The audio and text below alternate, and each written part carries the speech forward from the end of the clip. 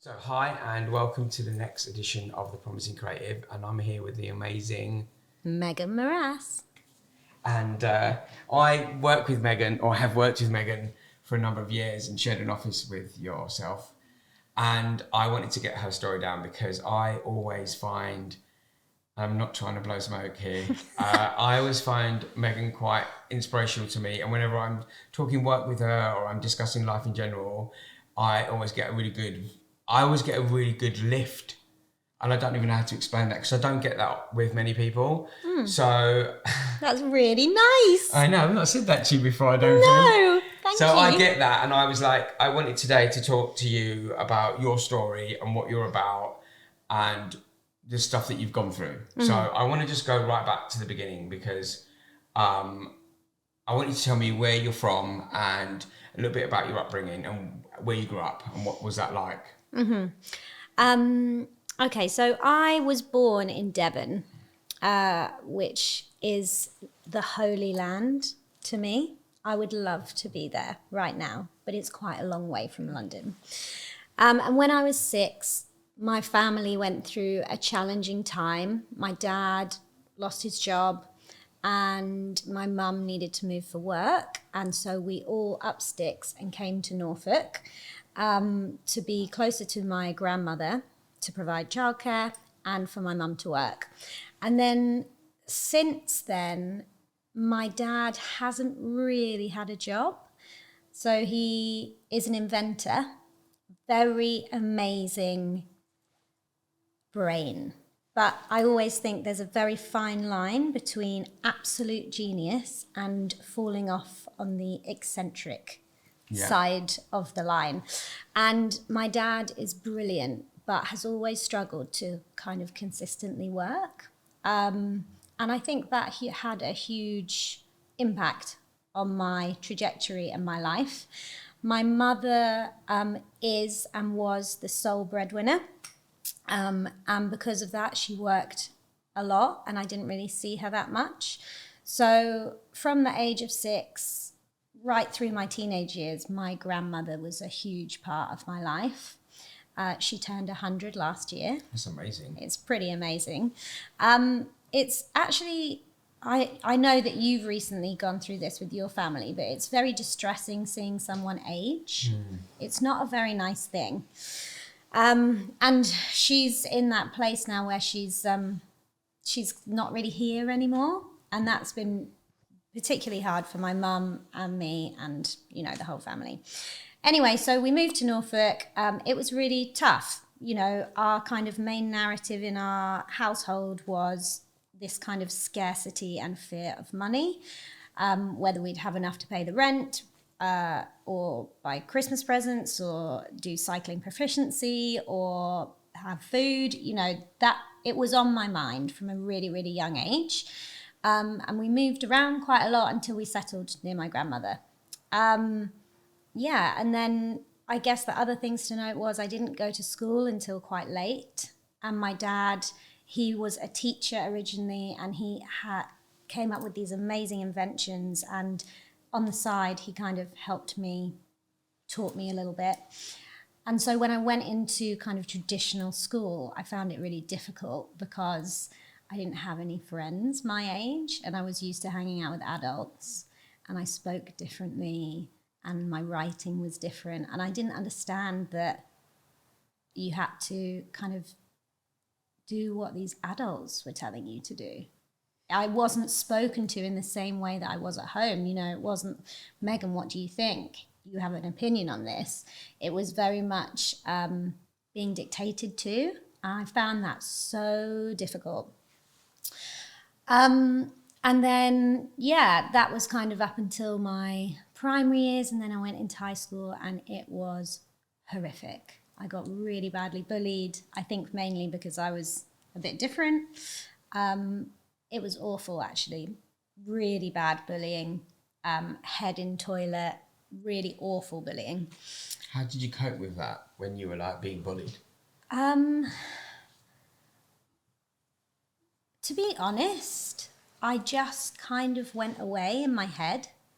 I imagined things that weren't happening in that moment. And I have always had a very strong mental vision. And it's actually really dangerous because I can convince myself of things that aren't real. And I think that's probably because that became my go-to place. Yeah, like they'd, you always had backpacks in high school. They'd like pull down the two zippers on my backpack and hang me on a peg because I was so small. And it's funny, obviously, it's like hilarious, but I'd be hanging there for a whole lesson until the bell goes, and that is shit. Yeah. Someone set fire to my hair.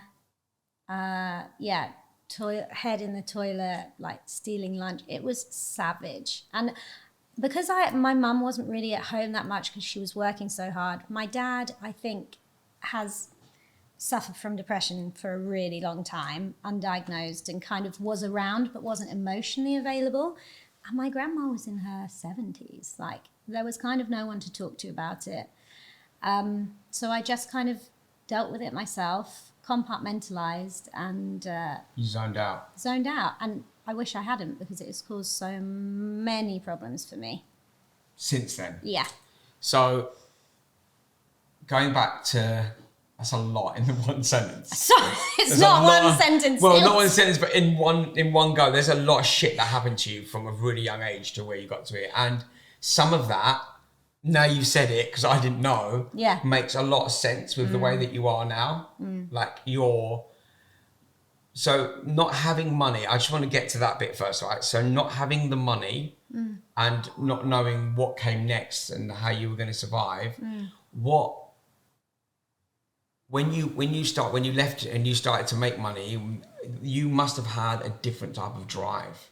Yeah, I have a really weird relationship with money because of my background with money, and I've done a lot of work with it. I've done a lot of psychological consideration with my relationship with money. And, you know, one of the first things that I started when I was on that journey was to think about what my first memory of money was.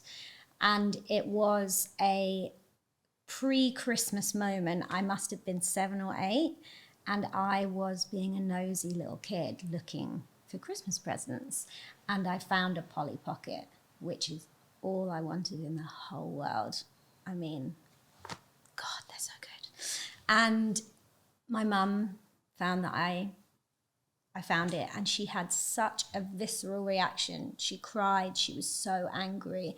And I just remember her saying, you can't have anything else. I don't have enough money. I can't. And I think that I just want to say also, my mum is a living legend. She has done everything for me in her life. As you know, my dad, they've done the best they possibly can. But I think as a child, and now having my own child, I'm so hyper aware of this. You pick up on narratives through the energy in the room. So my mum was scared and upset. Like, she wasn't having the support that she needed financially, and she didn't know where it was gonna go. And that obviously imprinted on me, and it does when you're a child. So when I look into my relationship with money, the main emotions that come out are fear of not having enough, and also fear of not knowing what to do with it. And so what started happening when I started making money is I spent it, every single penny. And it was like, I was so scared that I wouldn't have it, but then I was so scared I didn't know what to do with it that it was actually easier if I just didn't have it. So I felt really comforted in my overdraft rather than bank. And I've worked really hard to kind of get out of that situation, but all my friends know me, I am a consumer. I went to Barcelona with my mum last week, and she was like, "You are a consumer." And I think it's been really difficult for her because my lifestyle is on a different level than ours was. And, you know, we've worked really hard together to kind of make that work in our relationship. And, you know, all I wanted to do when I started working at 12 was make enough money to pay my mum's mortgage and look after her. So you started work at 12? Yeah. your aim, your drive from a young age was just to make money. Yeah. So when you started to I want to go back. So like, for me, I had really something quite similar with money. I mean, like I just didn't have enough of it and I needed it. And so I had to work, and I started working really quickly, because this isn't about me, but it gave me that real drive to make money, like to work harder, to go stronger, to go that little bit more and make more money. And very similar, I also spunt it and never kept it. Yeah. I didn't realise until you just said that. I was like, the money was just kept going. So did you find that you had more drive? When I say more drive, because lots of people have drive, but did you find that you would go that extra bit more to make that more money? Or Yeah, I think that I thought that there was no alternative. Like I have two much older half brothers, but they're in my life, but they're very distant. So I felt like the buck stopped with me, and I needed to really focus on providing, and I didn't realize at the time, but that's what my mum had done. She left to go to work at 6 a.m, and she didn't get back until 10 at night every day. She was exhausted, but she did that because that's what she needed to do to make the money. But it's funny because money is a driver, but when you start getting it, it stops being a driver. And as I've got older, I've really, not regret, because I don't really have any regrets, but I wish I had pursued my creative passion either alongside or at least found a way to make money out of my creative passion. Because now I'm in my mid-30s, I'm trying to kind of combine that. And quite honestly, I think it's a bit late. I think I look at my daughter now and I'm like, right, okay, I'm going to help you figure out how to create and how to really understand what you love. And then we'll work out how we can make money. And I think that's a privilege for her, because she's got the ability to not worry about it every single day. And not everyone has that. So I'm excited to be able to help her do that. On that journey. So you're working hard, you're making money. Well, you probably wasn't when you first started your own business. No. So I remember, you started Full Fat. Yeah, when I was 24. And what was you doing before that? So I went to uni. I had 3 jobs during uni to get me through it. And my grandma helped me a bit, which I'm really thankful for, and my mum. And I just wanted to be a writer. That's because you did creative writing. Yeah, I was desperate. Which we're going to touch on later, but you did something. You was creative. You are creative. I am fully creative. Yeah. But and I'd really like to talk a little bit later about kind of bringing creativity into business, because I feel like business is so creative, but for some reason our society has divided those two things, commerciality and creativity. And actually we need to bring them together if we're going to be happy, because no one can be happy just making bank. It's not possible. Side note. So I just wanted to be a writer, massively wanted to be a writer. And so did creative writing and then applied for every job under the sun. And I didn't get it.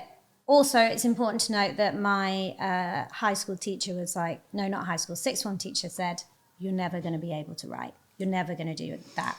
You should give up now. So obviously I was like, fuck you. I'm going for it. And also I got diagnosed with quite severe dyslexia whilst I was in uni. So in my head now I had these two narratives like, oh, I'm not really meant to be a writer, but I'm going to try. And also I'm dyslexic, so I can't be a writer. I can't spell.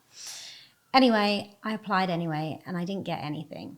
And I really tried. Like, I didn't do 6 or 7. I went in. I think I probably applied to nearly 100 writing positions, and I didn't get one.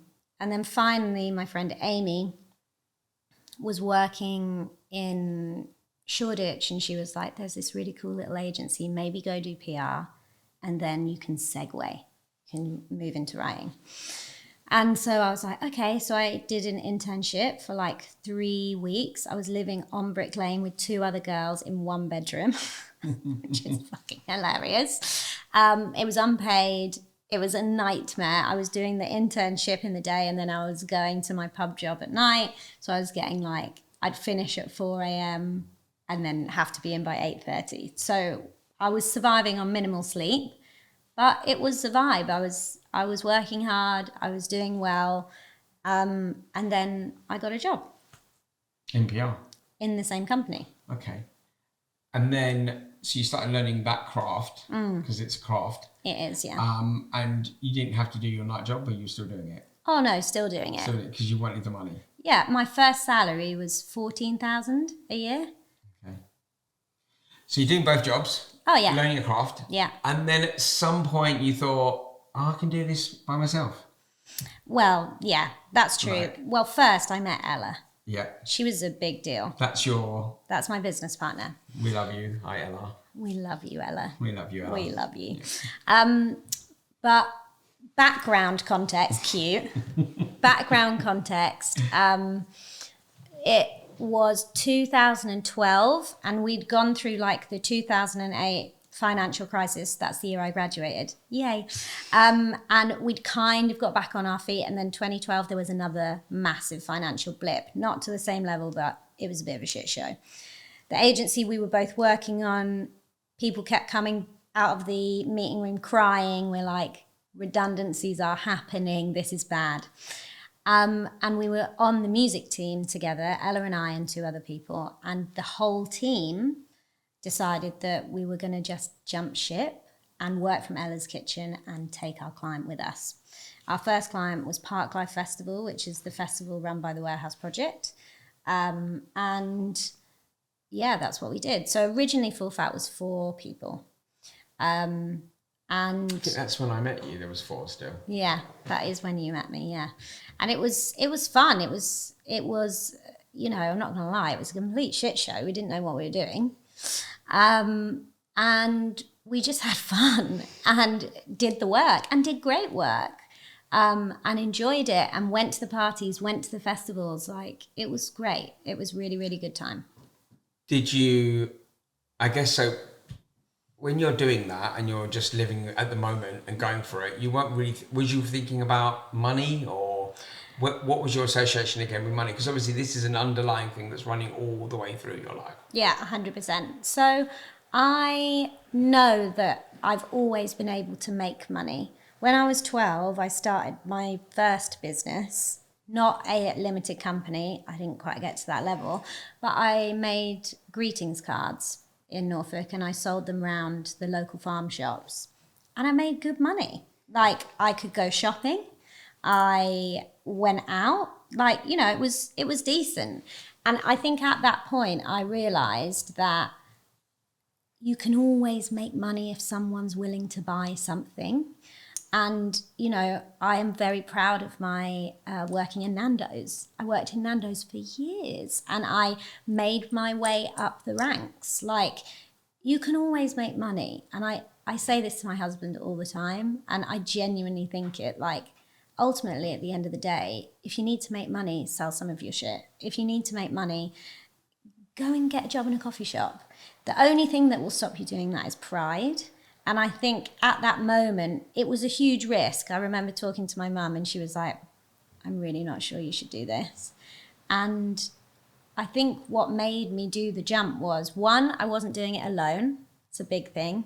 And 2, what's the worst can happen? I can go and get a job in a coffee shop. Yeah. Okay. So you're with your little group of 4. Yeah. You've got your client, you're doing your work, yeah. You're partying, yeah. You're living. I'm living. Making some money. Making very little money. But at the substitute beginning, for fun. Substitute for fun. At the beginning, we didn't make money, you know, and it was a problem. We didn't put any money into the business because you will know, you know, Notion is partly an agency. The way an agency works is it's like a hamster wheel of money. The client comes in, it pays you, it goes out. It comes in, goes out.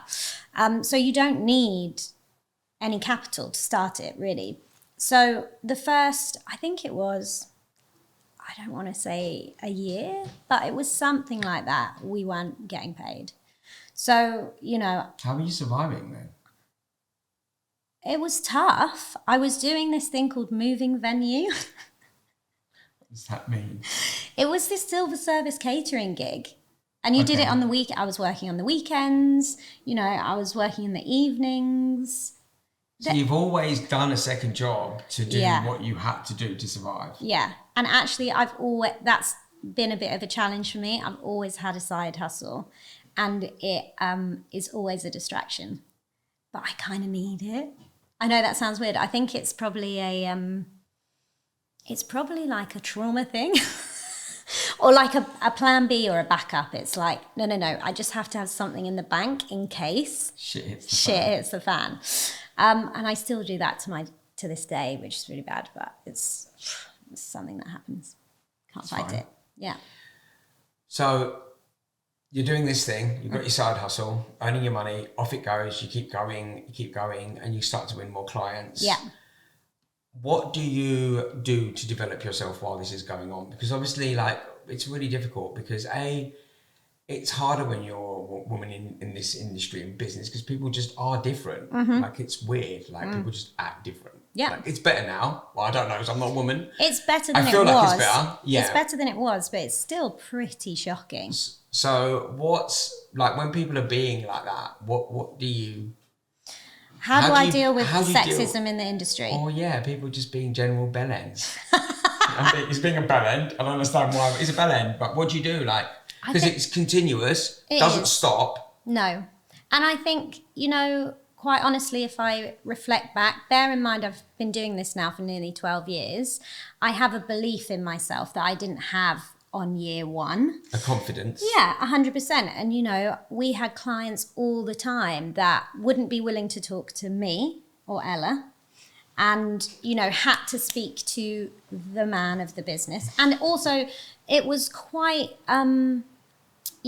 acknowledged, I suppose, that he was one of the founders was slightly older and very confident, had a big ego. So it was very easy to let him kind of take the lead. And I think in retrospect, I would have loved it if I'd had a bit more confidence to not do that.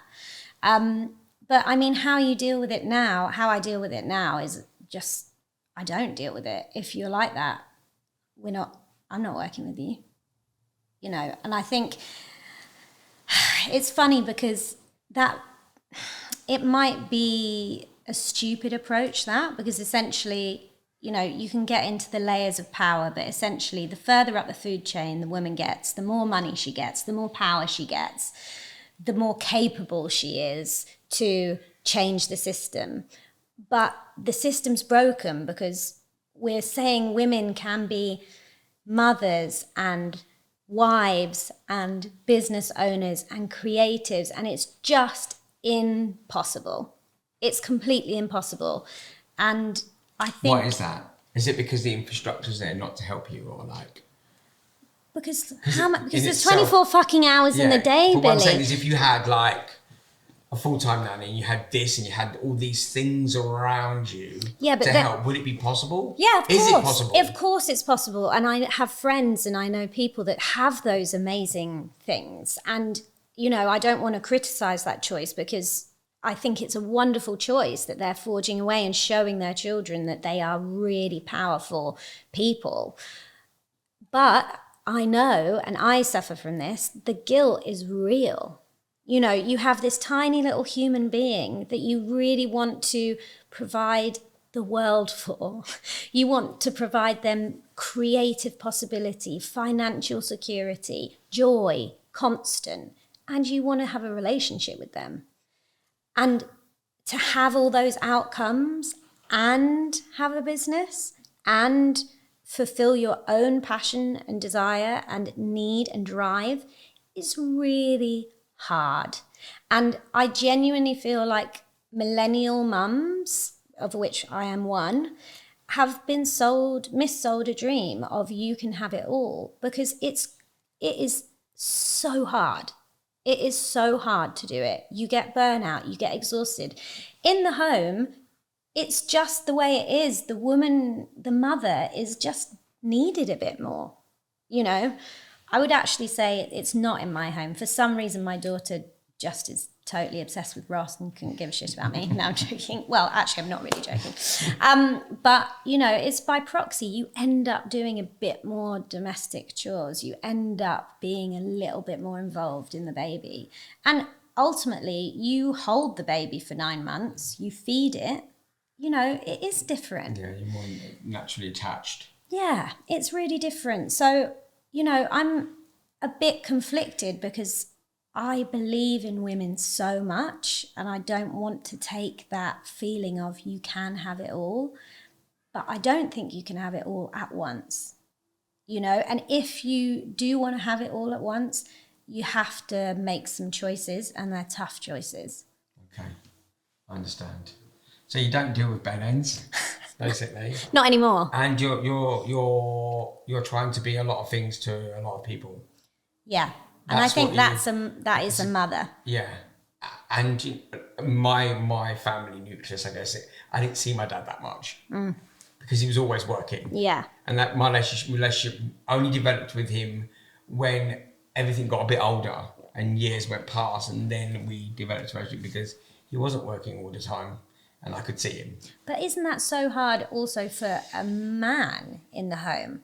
You know, they may want to be with their family. They may want to have a stronger relationship, but this crazy world that we've created says that they just have to go out and make money. Yeah, we have to be strong and tough, and it's all bullshit. It's all bullshit. We don't have to be like that. No, you don't. But we didn't know that until recently. Yeah, and also it's not like you just turn the light off. No. You know, those behaviours are ingrained in your bones. Yeah, over hundreds of years. Yeah.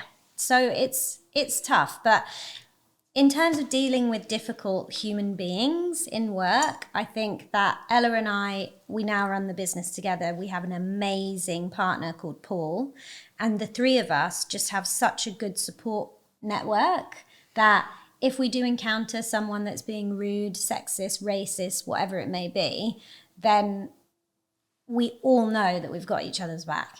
And we'll just be like, nah, it's not worth it. The money is not worth it. Yeah, I understand.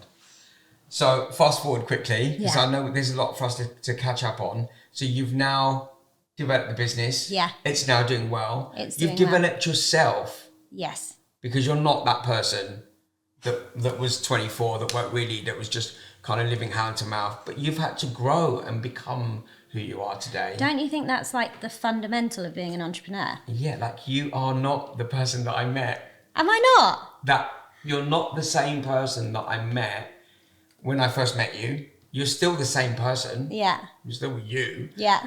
But your demeanour and the way that you carry yourself and the way that you speak and the way that you act is completely different.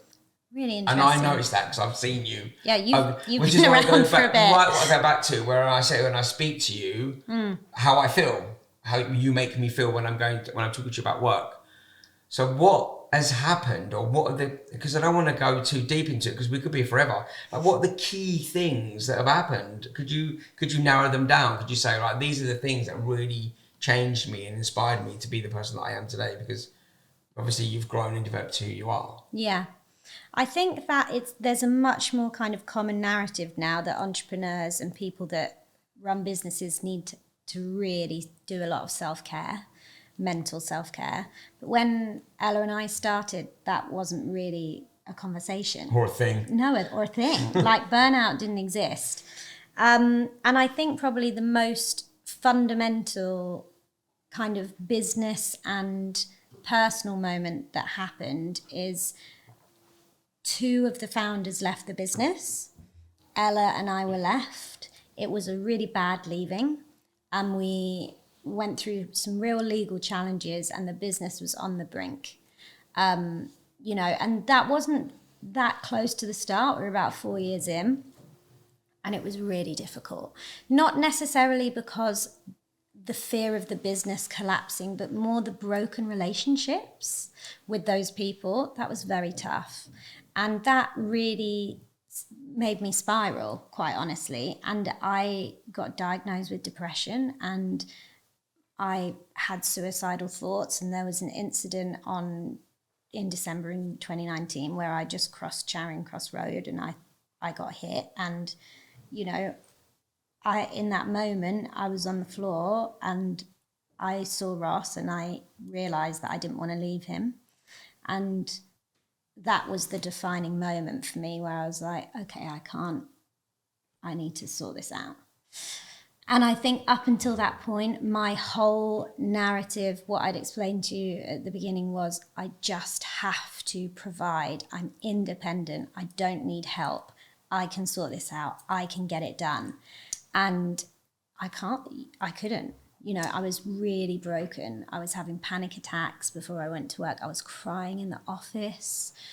You know, I remember really distinctly one of my employees, wonderful girl called Rachel, you know, and set up her own agents now. Really great. Love you, Rach. Love you, Rachel.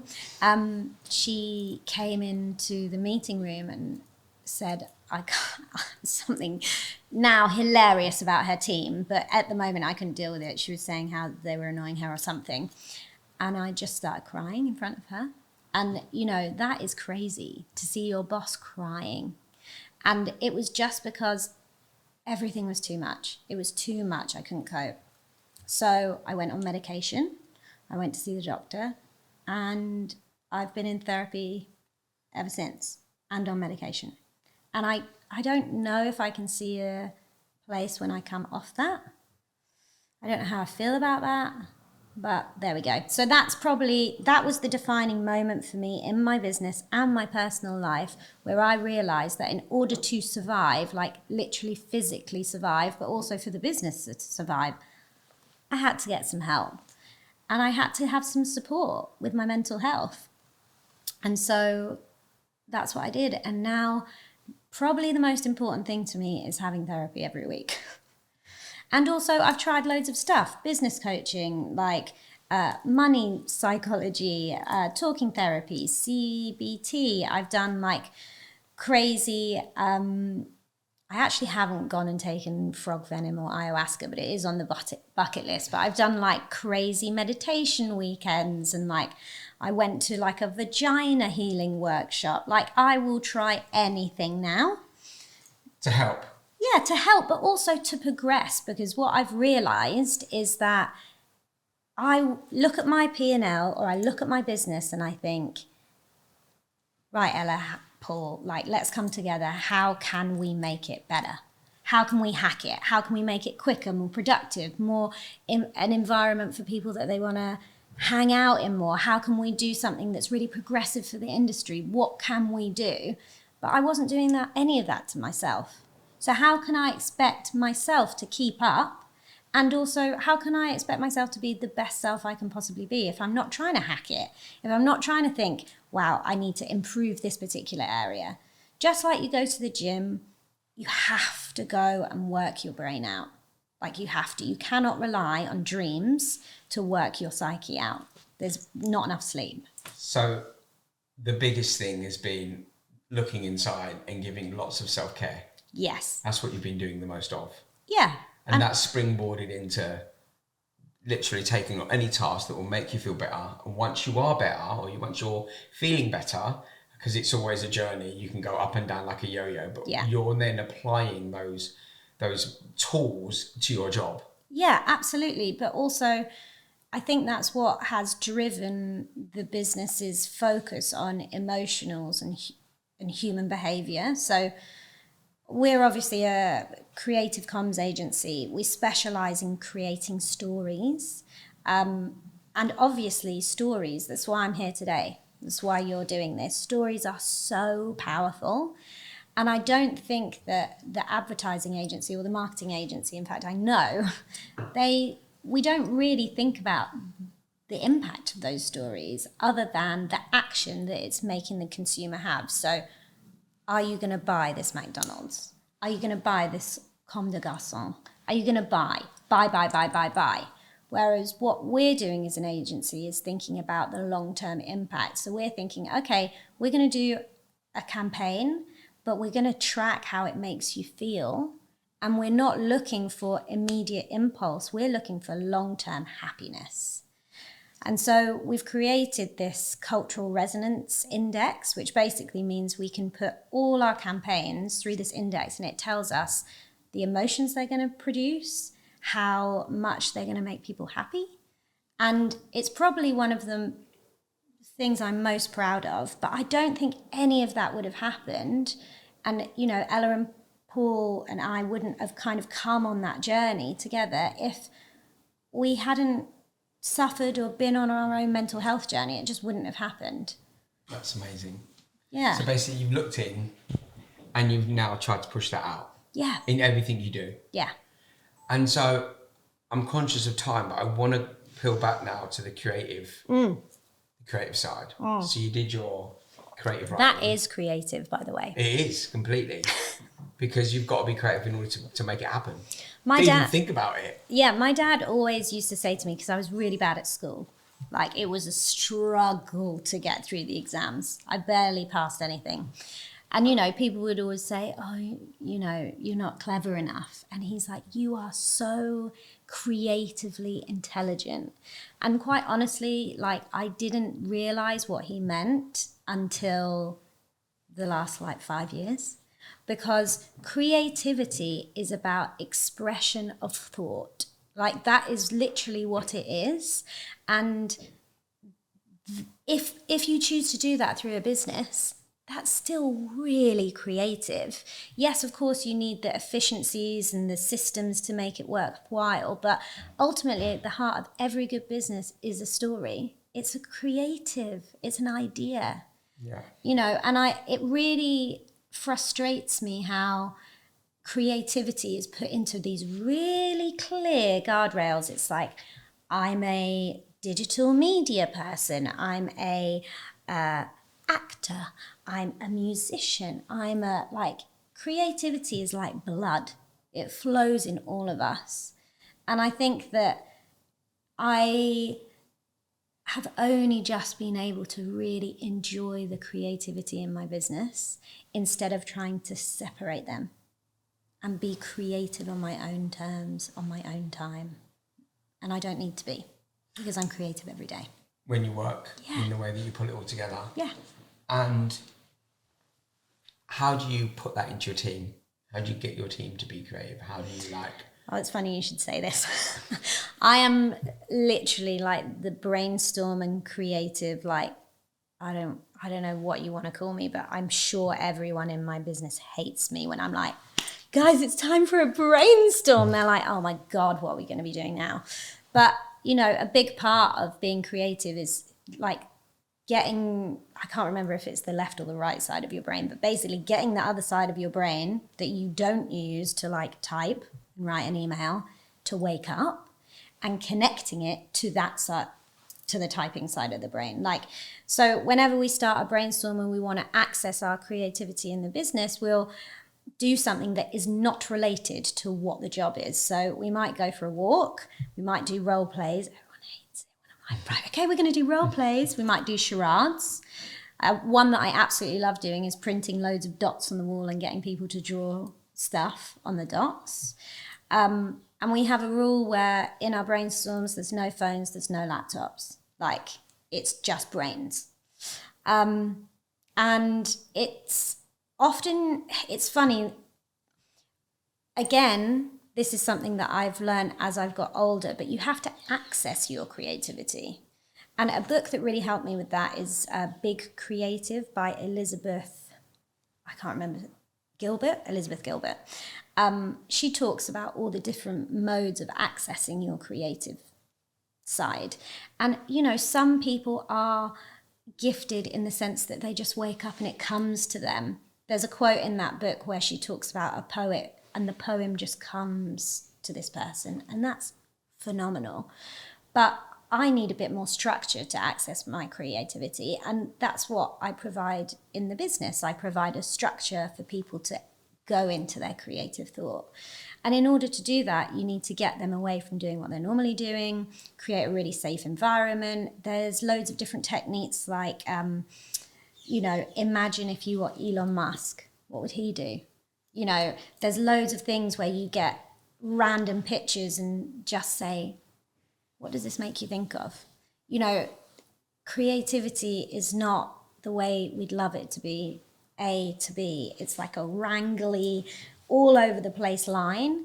And that's wonderful because you have this quantity, huge breadth of ideas. And then it's my job, or the person that I'm working with on the account, the director or whatever, to go in and just pick out the little bits that make a full idea. So yeah, that's what we do internally. And we also lean quite heavily into the theory of emotion, which is like a 1970s theory about 7 key emotions and then the wider emotional range of those emotions. And we start every campaign with how do we want our audience to feel, and we build in those emotional activities across every single campaign. So we're really focused on that end point, that audience point. Amazing.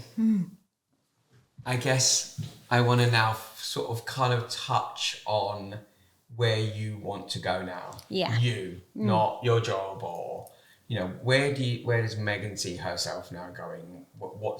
There's no such thing as an end goal because they don't exist. There's just I'm going to be moving to this direction. This is where I want to be. Not in a number of years, but where do you see yourself? Like, do you ever close your eyes and think, okay, this is all great, but I really fancy going here. This is where I want to be. Yeah, at the end of every year, I do like a spiritual thing, and it changes.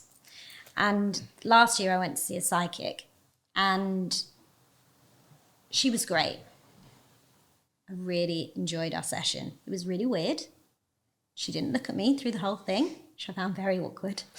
But it was really interesting. And she... sometimes you just need someone to like believe in you. Mm-hmm. You just need a cheerleader. And I find that with my independent creativity that I really need that. I need someone to be like, you're good at this. The business, I've got Ella. She's amazing. She's an amazing cheerleader. And she's got me, and we've just kind of we help each other out. And now with Paul. But in my own life, it takes a lot for me to be like, right, okay, I'm going to do this. So I went to see the psychic, and she gave me a gift on a plate. She told me everything I wanted to hear. I don't know if it's true or not. Who knows? But she, in that moment, gave me the confidence to do that.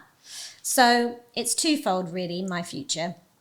The first is having Willow, my little baby girl, has made me really think about legacy and what she needs to know from me.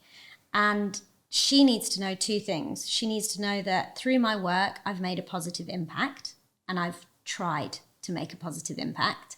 And she also needs to know how to create and feel confident in that creation. So with work, that's why we've leaned massively into this cultural resonance, emotional theory, because I want to be able in 20 years to turn around to her and say, we made the marketing industry a better place. We took your mental health into consideration. And that's really important for me. And Full Fat feels like it is on that trajectory, and I'm really excited. And then from a personal point of view, I want her to know that she needs to explore her creative process, that she needs to figure out how to look in so that she can get something good out. And so I need to do that. I need to go and write and show her how I connect with my creative process. So that's what I want to do. Amazing. I knew today when I got you here, or I knew that there was something special that I could get out, and there would be something special that the listener or the viewer or whatever is going to gain out of it. And I feel that I know you really well, and I feel like I know you. I now know you more. Oh, and good. So I just wanted to thank you for coming on board. Thank you for having me. I know there was no questions, but this is why we didn't need any questions. Yeah, sorry, I'm good at chatting. So thank you very much. No, thank you. I want to come over and give you a I love you. Thank you, sweetheart. That's so beautiful.